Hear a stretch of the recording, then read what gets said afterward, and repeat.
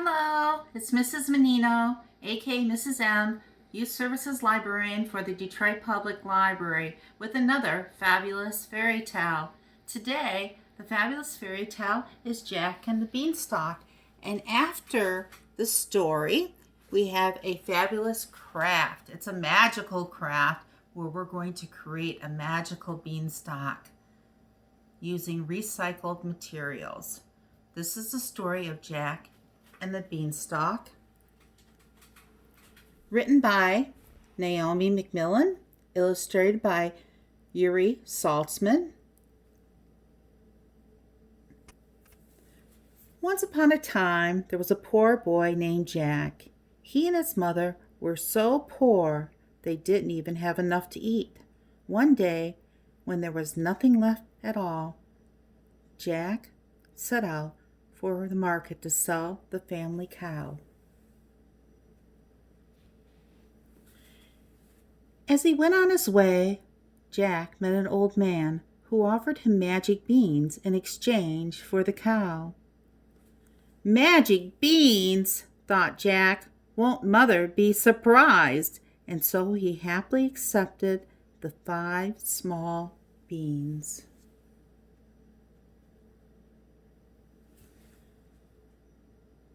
But when Jack reached home and showed his mother the magic beans, she was furious.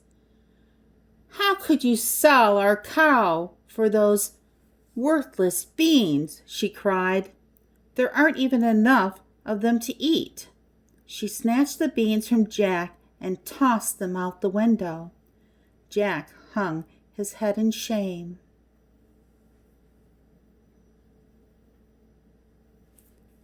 The next day, just before sunrise, Jack woke up and discovered a giant beanstalk growing right outside the window. The beans were magical after all, thought Jack. Jack decided to climb the beanstalk to see where it might lead. Up, up, up he climbed through the morning mist and clouds. At the top, he found a road that led to a castle. A lady giant was working in the castle garden. "Excuse me," said Jack, "I'm hungry. Could you please give me something to eat?" "Very well," she said, "but don't let my husband see you, for he likes to have little boys for breakfast." Inside, Jack happily munched on a piece of toast until he heard the thunder of giant footsteps. The giant's wife hid Jack inside the oven and busied herself setting the table. "Fee, fi, fo, fum! I smell the blood of a little one," said the giant. "You're mistaken," said his wife. "You're smelling the bones of the boy you had for supper yesterday." Luckily, he believed her.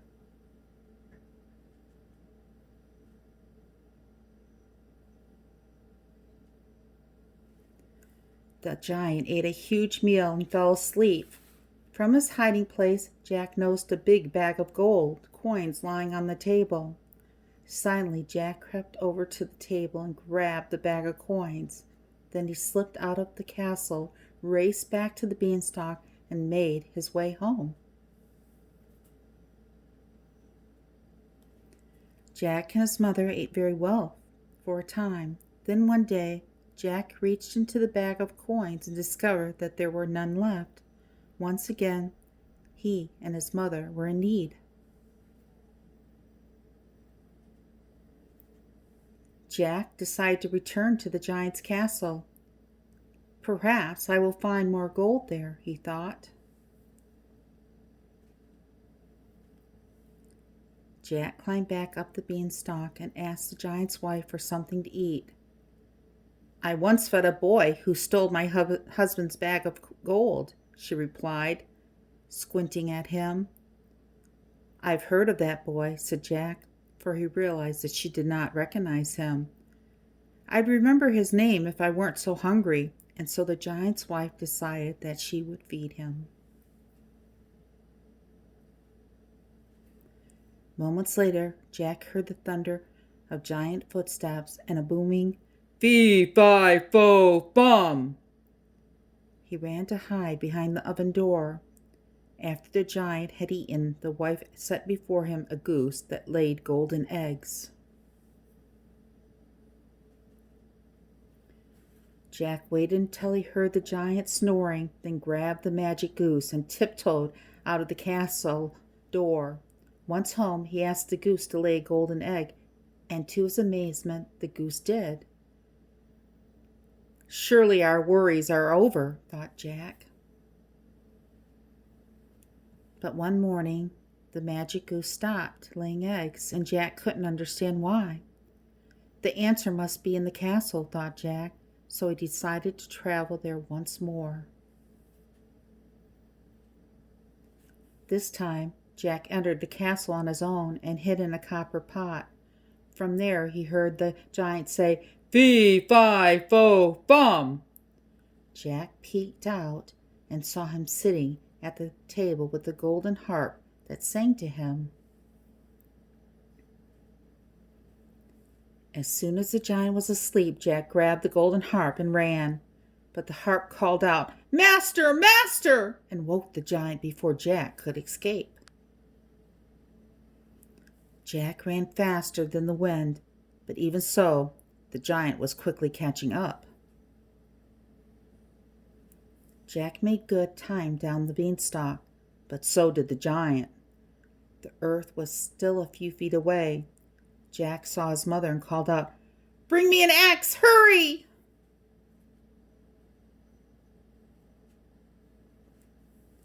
As soon as he hit the ground, Jack grabbed the axe and swung it with all his might, cutting into the trunk of the beanstalk.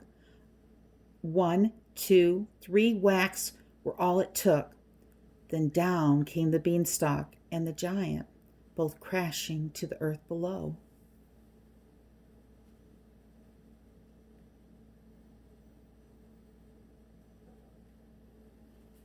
The golden harp enjoyed its new home and sang happily each morning, and once again the magic goose laid her golden eggs. At last, the days of worry were over for Jack and his mother, and they lived happily ever after. The end. Boys and girls, I hope you enjoyed the story of Jack and the Beanstalk. I hope that you're taking the time to log all the books that you have enjoyed this summer in our 313 Summer Reading Challenge, the 313 Detroit Summer Reading Challenge. We are down to the final 2 weeks of that challenge, and there are prizes to be won if you participate. So go to DetroitPublicLibrary.org and log those minutes.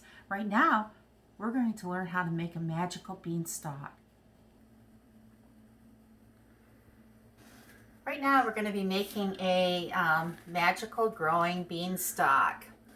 And we're going to be using recycled material. Do you recycle in your home? Do you have a special recycling bin that you collect those objects that your city will take, such as plastic number 1 and 7 only, plastic materials 1 through 7, cardboard, some other things that they take are paper, and they also take metal. So they ask that you rinse the containers before putting them in your recycle bin. So the recycling materials that we're going to be using is we're going to need a cardboard tube. This is from gift wrap paper. And we'll need newspaper.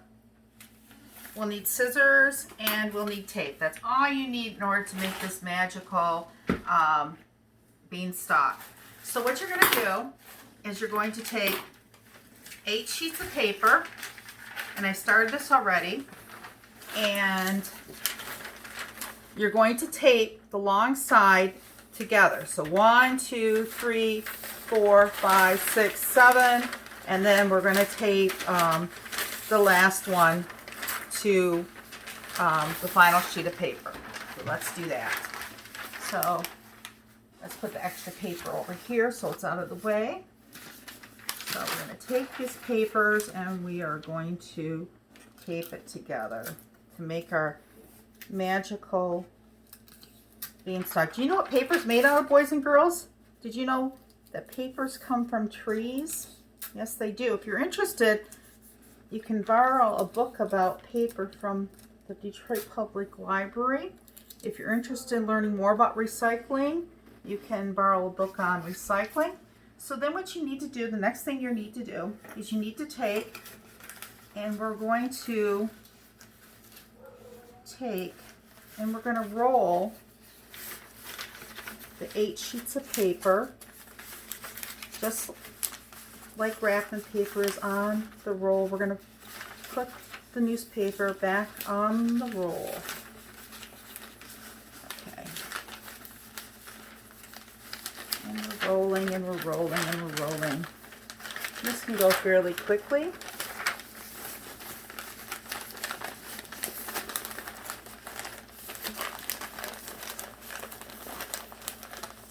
All right.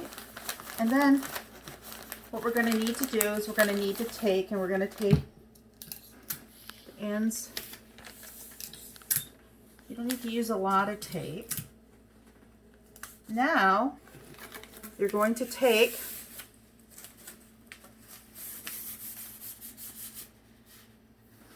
the tube out of the paper. Now here comes the fun part. You're going to take the scissors, and let's make sure this is taped up really good. The first half of this paper needs to be taped up really good at the very bottom. So we're going to do that. Then what we're going to do is we're going to take, and we're going to make 4 cuts all the way to the halfway mark. So 1 to make our magical beanstalk. There's 2. And then we're going to do 1 over here. Let's do that.